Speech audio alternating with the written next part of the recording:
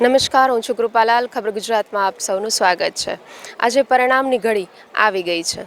સમગ્ર દેશવાસીઓની નજર આજે 543 બેઠકો ઉપર કોણ ઉમેદવાર વિજય બને છે તેના ઉપર છે.